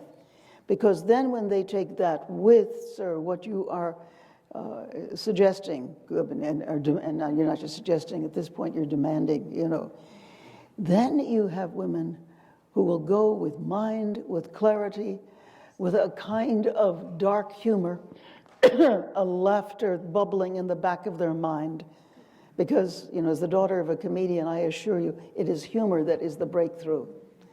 And it's you go beyond seriousness into the fullness of the humor of it, and you have that, you have gotten stronger. I wish, this is such an opportunity in the Me Too movement to take it beyond into me too, ready to go out on the frontier and getting stronger by all of this, beyond rage into a level of creativity that is yearning to come forward, because with women the emphasis is on process, not just on product. It's making things cohere, develop, grow, inner space in many women being as important as outer space, and the whole sense of the sheer wild humor of being in an encapsulated bag of skin, that a biocosmic being of a very limited lifespan, and yet God's stuff incorporated. I mean, that's what could be funnier than that? You know, it's but the biodegradable, by the way, a biodegradable suit. You know, so it works. But this whole thing is, if women, and to make the humor of it larger, I mean, not the nasty humor that we sometimes see, but the sheer joyous, ebullient fact that this is women's time to rise out of simple anger into full largesse of creative action as they work together and with men. I mean, I'd like to see that happen. And I think that's something that the Chautauquas, I used to go to the Chautauqua up near Buffalo all the time, and I've spoken at it many times. And I remember one situation where it was Joe Campbell and I were working together in the Chautauqua, and he was walking through and he was so happy, and he was just ecstatic, and we were eating our ice cream cones. He says, "I am so happy. I am so happy. I'm just happy. I've had a wonderful life. I'm just happy. I wish everybody else could be as happy as I am happy. And Chautauqua is the perfect place for me to be happy now in my 80th year." Of course, I'm in my 80th year down too, so it's interesting. But it has a level of joyousness to it, a strange kind of ebullience in the blood, a kind of inveterate happiness that also carries you very far, which I think, as you tell your wonderful stories of the doingness, you had a happiness in it, did you not? Sure, yeah, There yeah. was really a joyousness in being able to make the impossible possible. And that is, I think, women's roles now, making the impossible possible, and to do it by together getting stronger. We need to go, I'm not saying go beyond the Me Too movement, I really don't mean that, but that's the one piece in the great puzzle of the transformation of the world that can happen now. Oh dear. You were going to ask us a very interesting question that everybody's waiting for. I think it's time. All right. This is a shocking question. This is, I had to check this out with them before I... With who? With both of you. You did? You said, is it okay to talk about this? Yes. And we said, okay. Yes. What the hell? Because I happen to know that both of them know a lot about this topic. And the topic is what we all know, at least in some manner, and we're not supposed to talk about because we get ridiculed, we get ostracized, and we get treated like we're crazy. So what else is new? Yes. And this topic is that we are not alone in the universe, that we are part of a vast creation, a vast expression of life in many forms. And this off-world presence is real. It is here, that it is forbidden to speak about. Because what happens if we do speak about that? So, knowing at least a little bit about what each of you knows, I would invite you to share some of that. This is the forbidden conversation. And one of the things we like to do is break rules. There's 300 sextillion stars in our universe, and there's probably many, many universes. I mean, when the universe had her baby, which was called our universe, when the meta-universe, the mother universe, she had twins, she had triplets. I mean, there were probably many other universes. But in the 300 sextillion stars, that's more stars than there are grains of sand on planet Earth. And as we find now, many of these stars, if not almost all of them, have planets. You think that the creative mind just sort of produced all of this just for us? You know, that's very bad ecology. So, Yes. and there's so many Earth-like planets that are being discovered. Virtually every month there's another Earth-like planet. And very soon with the new web that's going out, we're going to be able to go past all the lights that Solar and glare, the yeah. solar flares, and be able to see what's actually going on these planets. Now, that there is life there, I personally think we've been looked at for a very long time. In fact, I suspect this is the local Las Vegas of the cosmos, where you have all these, you know, ETs flying around, making bets on whether we're going to make it or not, you know. But the ultimate horse race in this part of the galaxy. But the thing is, how could it not be? And even the Pope is interested, isn't that true? The Pope is interested in this and is saying, oh, well, God, you know, sends agents all over the place. I'm interested in the agents. Who are the agents? Go look at the Halloween in Ashland. People come dressed as all kinds of aliens. The very fact that the metaphor, the myths of our time, are the morphic beings. Superman, or the man who has spider juice in him, or Wonder Woman, and all these appurtenances. These are already mythic projections of the fact that we know that we are part of a vast reality of many, many different kinds of minds. I mean, let me just watch this. Let's see if this works. How many of you have seen something in the sky? Let me just see. I mean, let's make it better. Stand up if you have seen something. I'm the only person I know who hasn't. So, well, okay. All right, now sit down. How many of you have seen one of these beings? How many of you have actually seen one of these beings? Let me just see. 1, 2, 3, 4, 5, 6, 7, 10. Okay. How many of you had direct contact with these beings? People are saying, come on, get up. 1, 2, 3, 4, 5, 6, 7, 8, 9, 10, 11. How many have ever taken a trip? Who's taken a trip? Up there, you know, you've been on a trip. 1, 2, 3, 4, 5, 6, 7, 8, 9, 10. Now some of you say, well, this is Ashland, Oregon. What do you expect?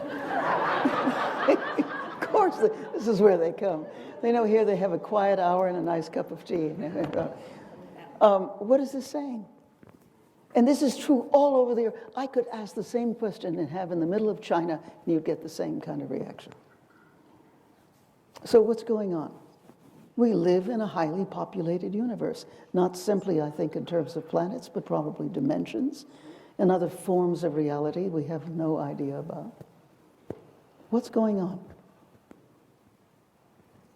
And also what's going on with how many of us have actually had direct experience contact. Yeah, they did. They said. And it's pretended. Where is it spoken of? Where is our media speaking of this? Where is our government acknowledging this? It's silenced.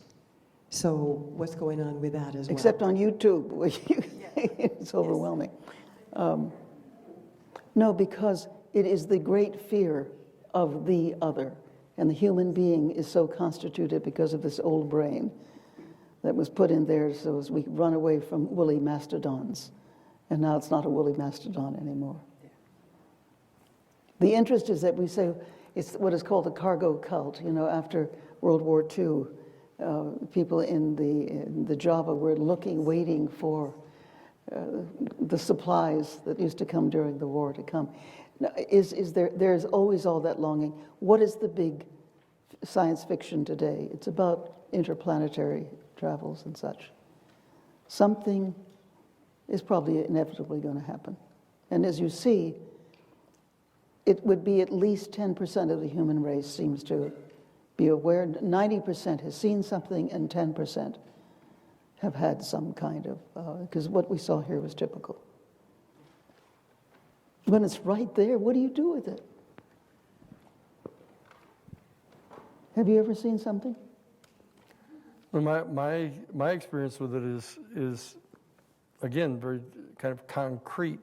That not that concrete, but that I was contacted back in 1976, right after Jimmy Carter was elected. Jimmy Carter had seen a UFO with several other people when he was the governor down in Georgia. And so as soon as he was elected, he went to see the head of the Central Intelligence Agency, still before he was even inaugurated, under Jerry Ford. And the head of the CIA was George Bush, Sr. at the time, that was appointed by Ford after he came in after Nixon resigned. And Jimmy Carter asked George Bush Sr. to share with him the information that the CIA knew about the existence of extraterrestrial intelligence, and to explain to him about the UFO phenomenon. Actually, Bush said, look, I want to ask you first, I want you to agree to appoint me to be your CIA director. I want to stay on. I want to be like J. Edgar Hoover was at the FBI, staying on president after president after president. And if you will appoint me to be your CIA director, I will promise never to run for any public office. It gives you some idea of where he knows where the power lies. Yeah. And Jimmy Carter said, no, I've got my own person in mind, who actually was Teddy Sorensen that was going to appoint him. And so Bush refused to give him the information.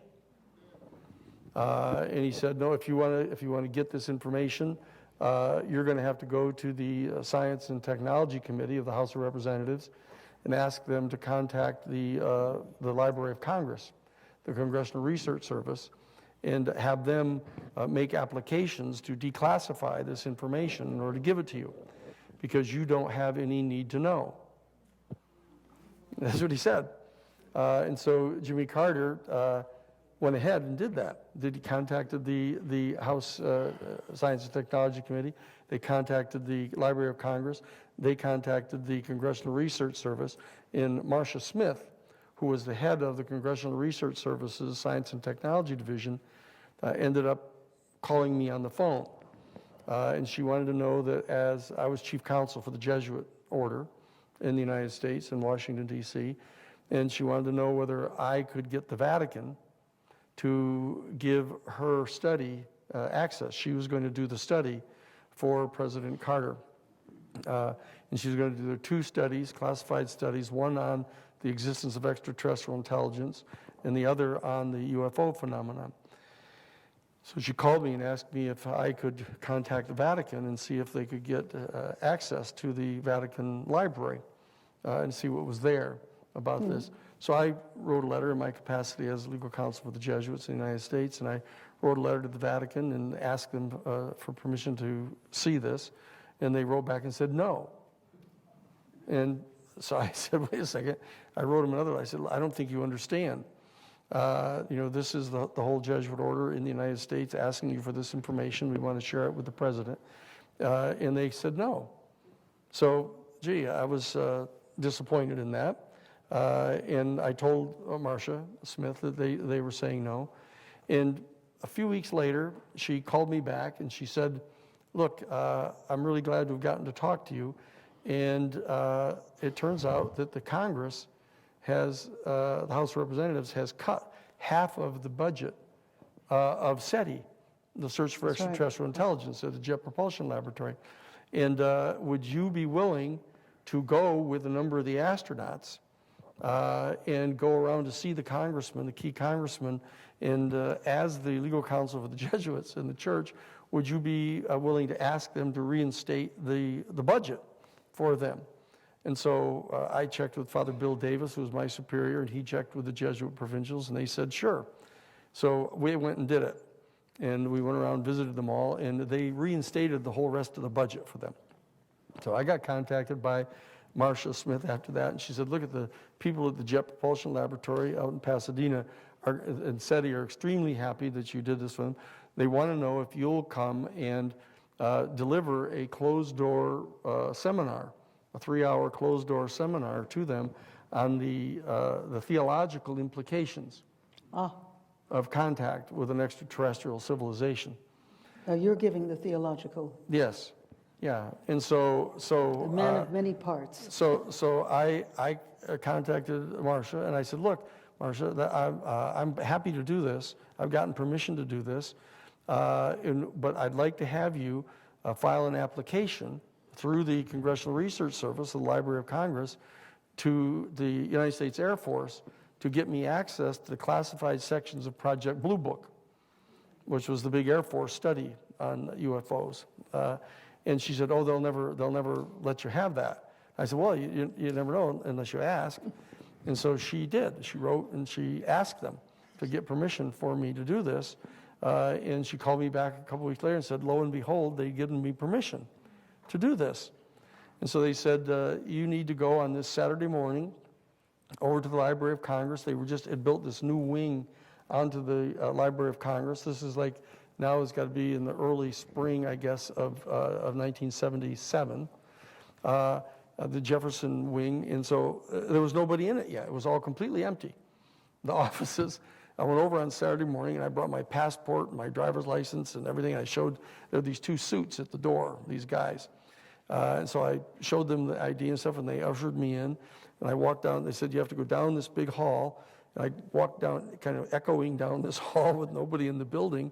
And I saw that there was this elevator down there. So I go down, I had to go down to this basement. So I go down to the basement, I get out of the elevator, and I look down the hall and hear these 2 other suits down at this doorway down in the hall. So I go down in there, and when I was going down in the elevator, I said to myself, I better take out a yellow pad. out of my briefcase because I'm probably going to need it. So I opened up my briefcase and I put the little yellow pad under my arm, and I walked down the hall, and the guy says, "You have to leave your briefcase here," he said, "before you go in the room." And I said, "Okay." And he said, "And you can't make any notes, you can't do anything like that." And so I went in, and I walk in this room. It was a room the size of behind your chair to over at the other end here, a little room like this, about twice as deep as the stage here. And it was filled with these like little shoe boxes. They were like shoe boxes, like light green shoe boxes. And there was a film thing, one of those, what do they call those things? Microfiche, a microfiche little thing, high tech, right? Little tin things that they got. Anyway, so I started looking around, and I'm opening up these boxes, and they've got microfiche in them. And so I put one on the little reel, and I start cranking through it, and it's all these documents. And I said, "Look, I don't know how long I'm going to get to stay in here. I don't know. They didn't tell me how long I'm going to get to stay in here. So if I start reading these documents, it's going to take forever." I said, "So I'm going to start looking for pictures." And so I was cranking these things through, and I didn't find any. And I went and did another, and I had about 2 or 3 of these microfiche. And finally, I get on about the 3rd or 4th microfiche, and I hit onto these pictures. And there was a picture of a UFO. Wasn't any doubt about what it was. And it had hit into the ground. And you could see that it had plowed through this. It was snow on the ground. And it had plowed through this field, and it was sticking out of the snowbank. It was like at about a 45-degree angle, sticking in this snowbank. And it had the dome on the top of it and the whole 9 yards. And man, it was a flying saucer. There wasn't any doubt about what this thing was. And there were these Air Force guys around it, and they had these little parkas on these little furry things around their hood. And there was one of them was taking photographs of it, and another guy had this film camera, and it had those two round things on the top of it, like in the 1940s, late 40s, and early 50s. Cameras, and they were filming this thing. And so I could see the thing, and there were three pictures of it. And so I looked at each of these pictures, and I realized I could see on the dome, where the dome of this UFO was, that there were these letters of some sort around the bottom of the dome.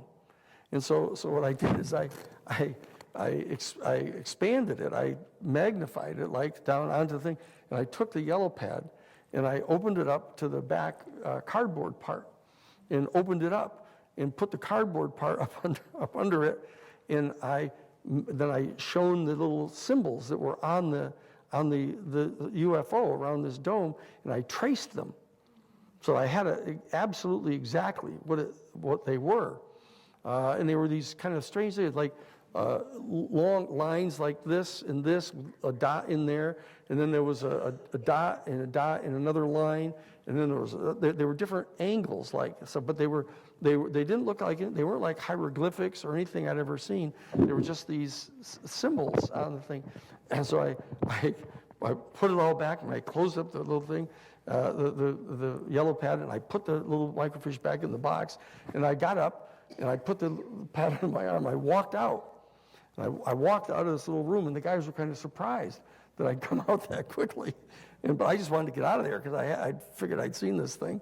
And so I get up, and I walk out, and I reach down, and I pick up my briefcase, and I start walking down the hall. And one of the guys says to me, hold it, what do you got there? And I said, "It's my briefcase. I just picked up my briefcase." He said, no, under your arm. What do you got under your arm there? And he comes over to me, and he yanked the yellow pad away from me, and he kind of flutters through the pages. Of course, there was nothing on the pages because it was on the back of the cardboard thing on the inside. And then he handed it back to me. And so I take it, and I walk back out, and I go. That was a Saturday morning, so Monday morning I go into the Jesuit headquarters, and I go to see Father William J. Davis, who was my superior, and I show it to him and told him what I had seen. And he reaches down, and he slides open his desk drawer, and he opens it up, and he's got this little manila envelope in there, and he pulls out an 8.5 by 11 glossy black and white photograph of a UFO. And I said, what are you doing with that?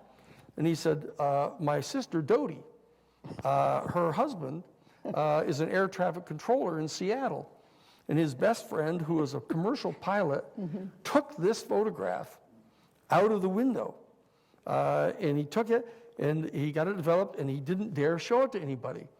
So what he did is he went to his friend, who was the air traffic controller, and showed it to him and gave it to him.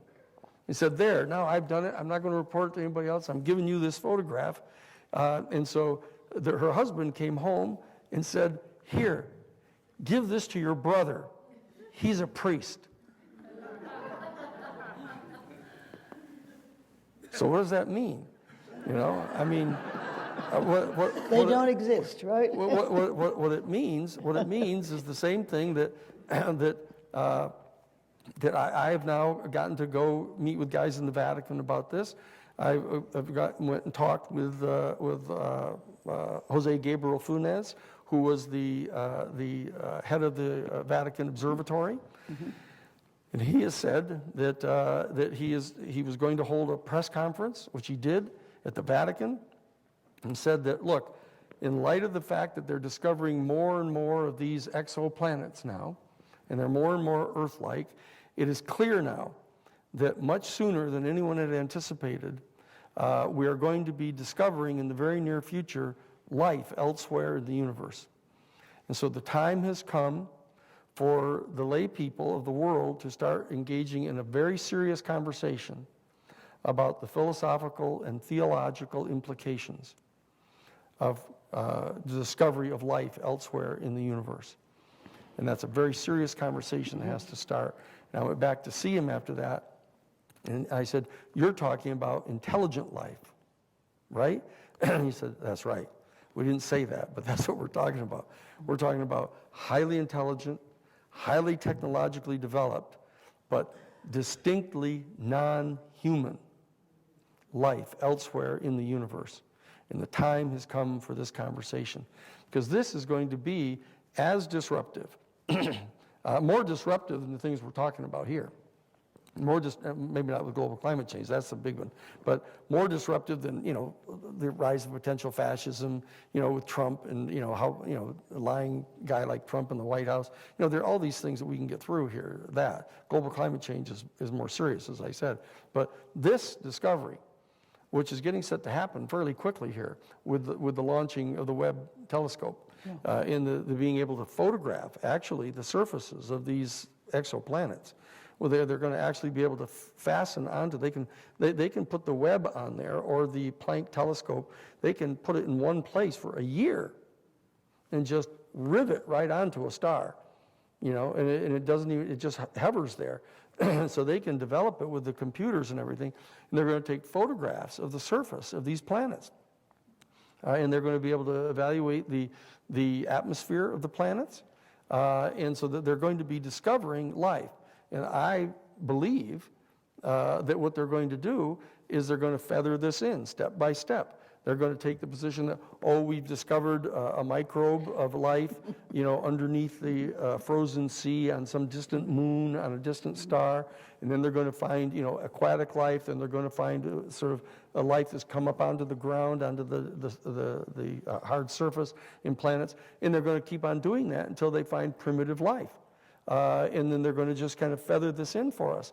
So there's a whole process by means of which they're getting ready to feather in the fact that there's extraterrestrial civilizations, and they're going to just ignore the fact that they haven't been talking about it for the last 75 years, since 70 years since Roswell, and they know perfectly well. I mean, I've read the stuff. I mean, I've seen the 8mm home movie that the head of research and development for the United States Pentagon made for his grandchildren before he died, about how he'd been given technology out of the crashed craft at Roswell. I mean, I'm the guy that actually, we found the guy who took the famous photographs of General Ramey, kneeling next to the so-called weather balloon, at Roswell, if you're familiar with that. And I noticed in the photograph that he's kneeling down next to it. He's got something in his hand. He's got some kind of a document of some kind in his hand. We found the photographer who took the photographs that night, back in July of 1947. Found the negatives brought them and got them digitized and blown up and read the telegram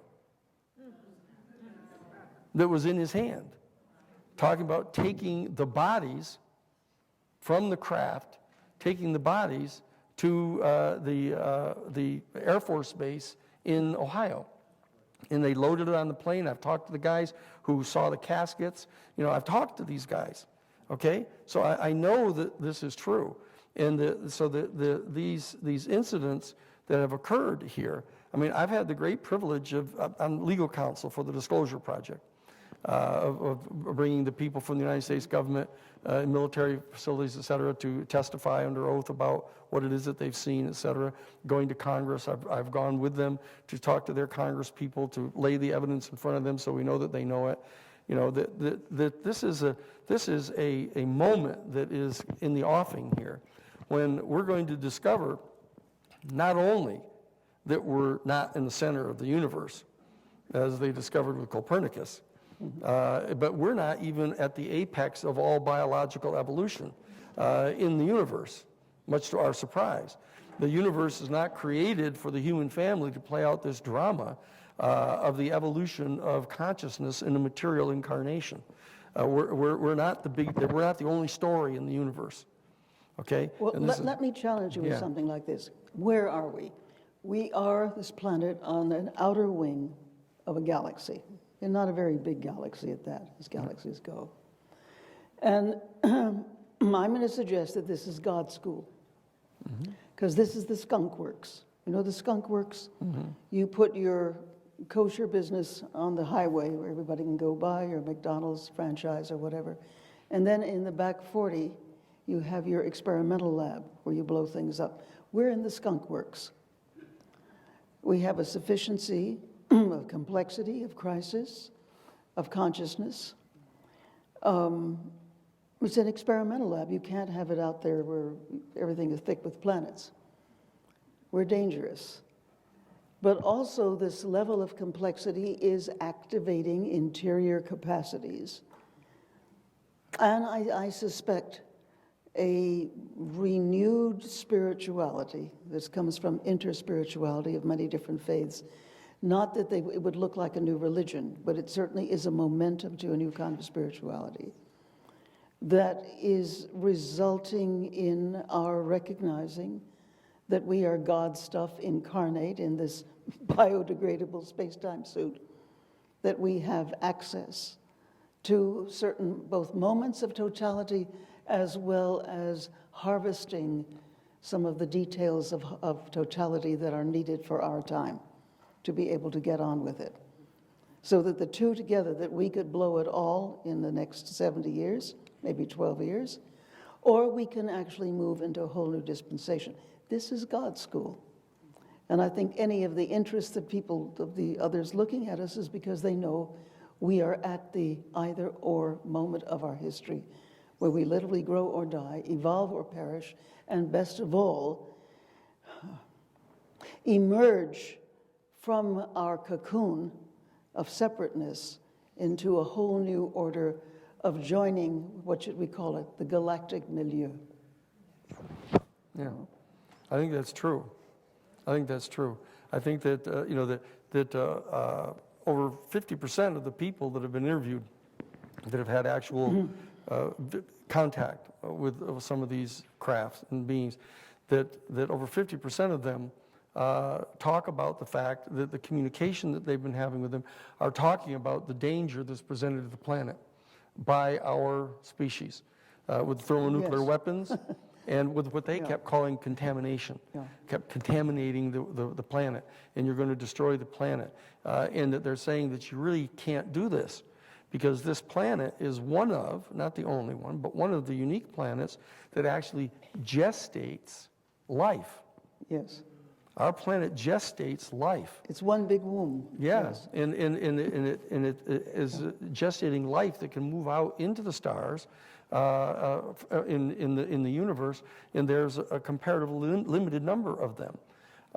And so that is a thing that they've been warning about, since 1947. And we have incident after incident after incident of people talking about this. People under deep hypnosis, people with the breathing, the For the breathing. the holotropic breathing Yeah. training that they get for extreme relaxation, to be able to remember, what the specifics were of their encounters. We've put Yeah. people into deep trance, and they, not often, but once in a while, you come upon a person who comes up with very full details. Sure, absolute details. In their whole government programs of this, you may have seen that 16th of December last year, the United States Pentagon finally acknowledged that UFOs are real. People may not know that here, but they acknowledged that they were real.